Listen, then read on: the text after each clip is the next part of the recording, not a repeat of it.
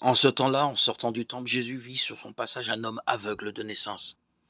Ses disciples interrogèrent: Rabbi, qui a péché, lui ou ses parents, pour qu'il soit né aveugle? Jésus répondit: Ni lui, ni ses parents n'ont péché, mais c'était pour que les œuvres de Dieu se manifestent en lui. Il nous faut travailler aux œuvres de celui qui m'a envoyé tant qu'il fait jour. La nuit vient où personne ne pourra plus y travailler. Aussi longtemps que je suis dans le monde, je suis la lumière du monde. Cela dit, il cracha à terre, et avec la salive il fit de la boue. Puis il appliqua la boue sur les yeux de l'aveugle et lui dit: Va te laver à la piscine de Chiloé. Ce nom se traduit en envoyé. L'aveugle y alla donc, et il se lava. Quand il revint, il voyait ses voisins et ceux qu'il avait observés auparavant, car il était mendiant, dirent alors: N'est-ce pas celui qui se tenait là pour mendier? Les uns disaient: C'est lui, les autres disaient: Pas du tout, c'est quelqu'un qui lui ressemble. Mais lui disait: C'est bien moi. Évangile de Jésus-Christ selon saint Jean 9, 1, 41.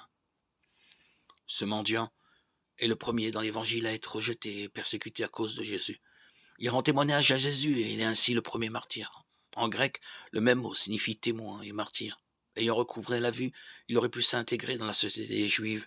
Il n'aurait plus été marginalisé ni vu comme un châtiment de Dieu, indigne de prier dans le temple. Au lieu de cela, il a choisi la vérité et a témoigné de la guérison qu'il venait de vivre. C'est intéressant de comparer ce que c'est un groupe de pharisiens et ce que c'est cet ex-mendiant. L'ex-mendiant dit: Tout ce que je sais, c'est que j'étais aveugle et que maintenant je vois. Les pharisiens disent: Nous savons que cet homme, Jésus, est un pécheur.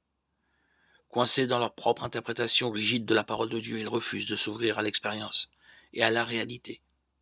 Ils ont peur de la vérité qui découle de cette expérience et refusent alors de s'interroger pour savoir si Jésus est fils de Dieu. Pourquoi sommes-nous aveugles à ces manifestations de Dieu? Est-ce que parce que nous nous sentons en sécurité dans notre façon de vivre, nos certitudes, notre sentiment d'être les meilleurs, et que nous ne voulons pas changer? Avons-nous peur de tout ce qui pourrait nous déranger? Le Dieu de l'amour et l'amour de Dieu nous appellent à aller plus avant sur ce chemin d'union avec Dieu, qui est notre seule vraie sécurité, pour marcher avec plus de confiance, là où Dieu nous appelle.